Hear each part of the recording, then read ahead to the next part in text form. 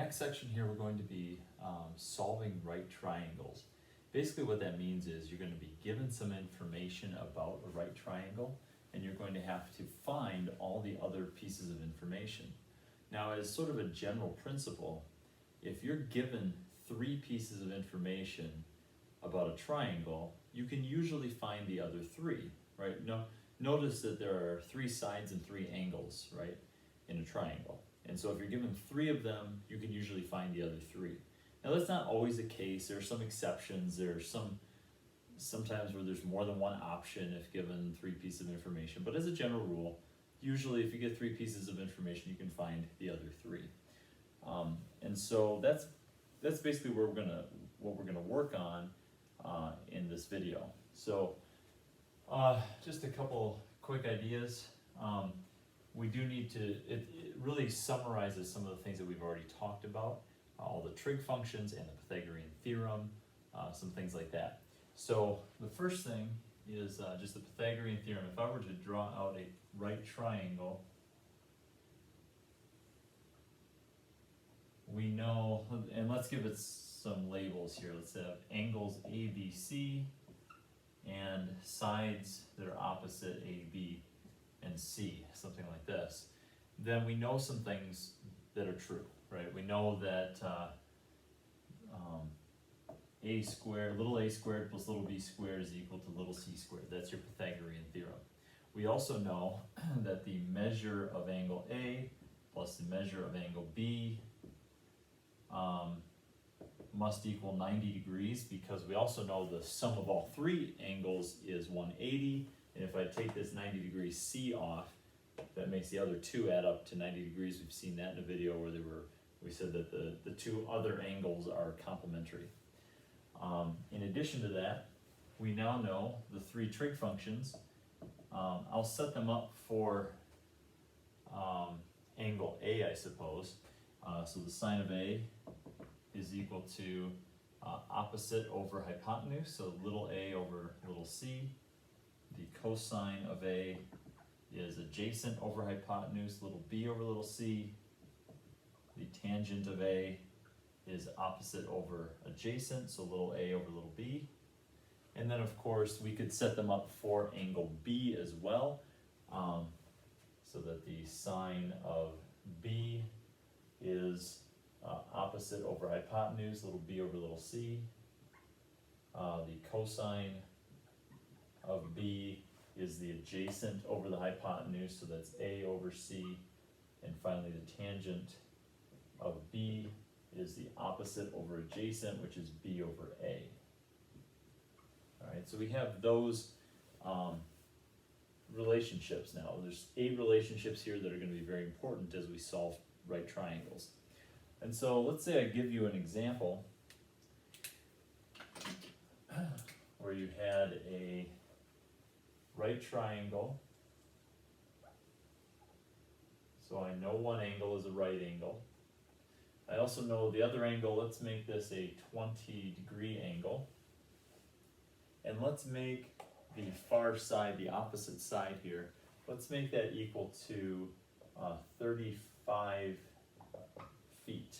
Okay, so however big the rest of this is, we know that's 35 feet. We know there's a 20 degree angle there. We can find all of the rest of the pieces of information. We can find, let's give these some labels here. So this is angle A, B, and C, and so side A, B, and C as well. We can find all the other angles and all the other sides using these 8 relationships, okay? And we don't have to use all of them in each problem. It's just going to depend upon what we don't know. So if I wanted to, usually the other angle is the easiest thing to find. So if I want to find angle B, I know that 20 plus B will equal 90, right? Because of this relationship here. So that must make B, the measure of angle B, is equal to 90 degrees minus the 20, which would be 70 degrees. That one's not too bad. Okay, so the angles are usually the easy ones to find.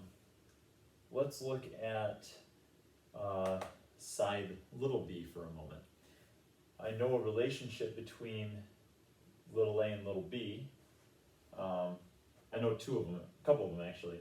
I know the Pythagorean Theorem is in there, but Pythagorean Theorem has only one number that I know. I only know the a, I don't know b or c. That's too many unknowns. Instead, if I look at, there's two other ways to relate a and b. Right here, there's the tangent of a and the tangent of b. Tangent of big A is little a over little b, and I know angle big A, and I know side little a. I just don't know little b. So that would work, I could solve for that. The other one is the tangent of big B is little b over little a. I know the angle b now. I don't know little b, but I do know little a. So that's 2 out of the 3, that's all I need. So I could really use either of these, it won't matter. I'm going to go ahead and solve with the first one, just because I think, no, it doesn't really matter. I'm going to go with that one. So, I would set this up as the tangent of A, which is 20 degrees, is equal to 35 over B. Okay. Now I want to solve for B. That's the unknown. It's the one thing I don't know. Well, I can't solve immediately. I've got to go through a couple steps. First thing is to get rid of the denominator, right? So I'm going to multiply both sides by the denominator. That gets rid of it. In doing that, I'm going to end up on the left side with b times the tangent of 20 equal to, well, here the b's cancel off and I'm just left with a 35. Unfortunately, b is not solved for yet. I've got to get rid of the tangent of 20. So I'm going to divide both sides by the tangent of 20 degrees. Well, tangent of 20 degrees is just a number. It's a decimal. I'm not really worried yet about what that is. I just know I can divide by it. It's a b times a number, okay? So that gives me b equal to 35 over the tangent of 20 degrees. Well, that I can just plug into my calculator. I don't know the exact value of the tangent of 20. If it was, say, the tangent of 30, I could find the exact value for that using a special triangle and get that to work out a little nicer. Here, I don't know that. So I'm going to go to the calculator and I'm going to try to show you as I calculate this. I would type it in as 35, there it is, 35, and then divided by the tangent, so I hit the tangent button of 20 degrees and close my parenthesis and hit enter, and I get approximately 96.2, I guess, if I wanted to round that to the nearest hundredth, okay, which is what I'll do for this example. So approximately 96.2 feet, okay? So that is a b value, that's the other side here. So there's the other side. Now, the only thing left to find is little side c. And here there's a variety of different formulas I could use. I could use Pythagorean Theorem, because I now know a and b, and I could find c. I could use the sine of big A is opposite over hypotenuse. I could use that. I could use the cosine of b. I could use any number of things. I typically try to use as many of the original given values as possible. If I were to use the 96.2, let's say in the Pythagorean Theorem, then I'm going to be dealing with some additional errors after the rounding. So I rounded this value off, and anytime you round and then use the rounded value, you create greater and greater errors. It'll work, you can still get reasonable results, but I'm going to try, whenever possible, to use the given information as much as possible because it's not rounded off. Or like this b value up here, I didn't round to get the 70, so I could use that as well. It's just going to create more accuracy. So in this one, I'm not going to use Pythagorean Theorem for that reason. Instead, I would probably use, let's go with the sine of A, all right? So I know the sine of big A is equal to little a over little c. So that means the sine of 20 degrees is equal to 35 over c. Now solving this equation is almost identical, it is identical, to solving the last one. We got to multiply by the denominator and divide by the trig function. So I'll do that process. I'm going to multiply both sides by c to get rid of my denominator. I'm going to have c times the sine of 20 equals 35. And then I'm going to divide both sides by the sine of 20.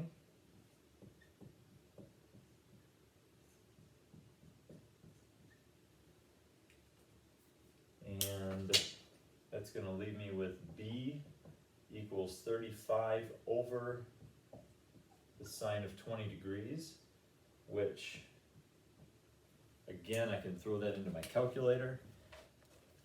It's going to be, I'll try to show you this as I go, 35 divided by sine of 20. Again, I am in degree mode. Oops, boy, that was horrible.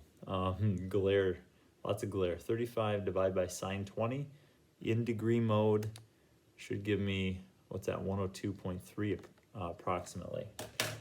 Okay, so approximately 102.3 feet. All right, so that's the other side, the hypotenuse of that triangle. And these are all reasonable numbers now, because if you look at the three sides, the hypotenuse should be the longest of the three, which it is. 102 is longer than 96, is longer than 35. Also, the largest sides should always correspond to the largest, should always be opposite the largest angles. So C is the largest side, it should be opposite the largest angle, which is the right angle. B is larger than A, and angle B is larger than angle A. So all those are correct. The corresponding ones are proportional to the, or not proportional, but in ordered correctly, okay? And so that's it. These are my three answers. And so that gives you an idea then, when you're solving right triangles, that you're using these 8 relationships. Of course, things might not be labeled with A's, B's, and C's. They might be labeled in other ways, but the patterns are there. The other thing to keep in mind is that there's a variety of ways that the problems could be presented to you in this section. Excuse me. You may not be just given an angle and a side. You might be given, 2 sides and have to find everything else, both angles. It just depends on what's given to you. So I won't be able to really give you an example of every possible combination, because if you think about it, there's this angle on this side, this angle on this side, this angle, this side and this side, this side and this side. So there's a whole bunch of different combinations of ways that it could be presented to you or given to you. But in the end, you're just trying to use these 8 relationships to come up with the 3 missing pieces of information on the triangle.